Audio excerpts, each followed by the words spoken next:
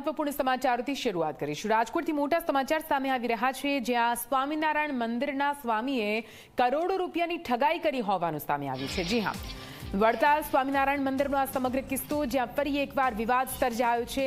આ મંદિરના 4 સ્વામી સહિત 8 શખ્સો સામે ફરિયાદ નોંધાઈ છે। સ્વામિનારાયણ મંદિર બનાવવા માટે જગ્યા જોઈએ છે તેવું કહી સાધુઓની કરોડોની ઠગાઈ સામે આવી છે।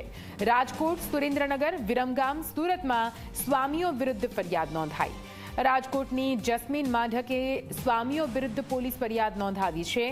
જે.કે. સ્વામી, વી.પી. સ્વામી, એમ.પી. સ્વામી, દેવપ્રકાશ સ્વામી સહિત 8 લોકો સામે ફરિયાદ।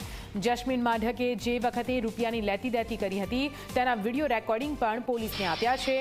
સ્વામીની ગેંગના લોકો જમીન વેચનાર ખેડૂત અને દલાલ બંને ટોકન અપાવે અને પૈસા આખી ગેંગ વચ્ચે વેચતા હોવાનો આક્ષેપ લગાવ્યો છે। સુરતમાં 2, નડિયાદ, આણંદ, વિરમગામમાં 5 ગુનામાં સ્વામીઓ વોન્ટેડ જાહેર થયા છે। વધુ માહિતી સાથે સંવાદદાતા દિવેશ ફોનલાઈન પર જોડાઈ ગયા છે। દિવેશ, સ્વામિનારાયણ સંપ્રદાયના અનેક સ્વામીઓ અલગ અલગ વિવાદોમાં આવી ચૂક્યા છે। જો કે હવે જમીનને લઈને આ વિવાદ સામે આવ્યો છે અને અલગ અલગ શહેરોમાં ફરિયાદ નોંધાઈ છે। આ સમગ્ર કિસ્સો શું રહ્યો, ક્યારનો આ કિસ્સો છે દિવેશ?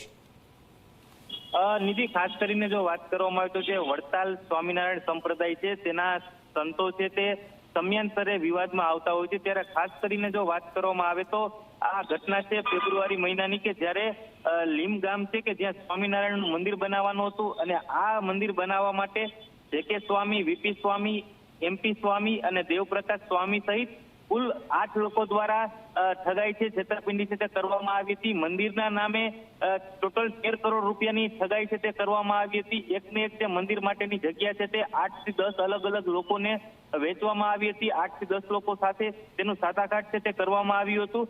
ત્યારે આ ઘટનાનો જ્યારે સાતાઘાટ થઈ ગયા બાદ જે ફરિયાદી છે તેને 2-3 મહિના બાદ ખ્યાલ આવ્યો હતો સુરતની જે ઘટના બની હતી કે જેમાં છેતરપિંડી થઈ હોવાનું જાણ થતા તેના જે જસ્મીન માઢક ફરિયાદી છે તેના દ્વારા જે રાજકોટનું ભક્તિનગર પોલીસ સ્ટેશન છે તેમાં જે.કે. સ્વામી, વી.પી. સ્વામી, એમ.પી. સ્વામી, દેવપ્રકાશ સ્વામી સહિત કુલ 8 લોકો સામે 13 કરોડ રૂપિયાની છેતરપિંડીની ફરિયાદ છે તે નોંધાવી છે। લીમ ગામ નામે જે સ્વામિનારાયણનું મંદિર બનાવવાની વાત હતી, આ મંદિરનો સાતાઘાટ છે તે કરાવવામાં આવ્યો હતો। ત્યારે તેમને જે ભક્તિનગર પોલીસ છે તેના દ્વારા પૈસાની લેતી દેતી સહિતના વિડીયો છે તે ભક્તિનગર પોલીસને આપ્યા છે અને આ વિડીયોના આધારે ભક્તિનગર પોલીસ દ્વારા ટોટલ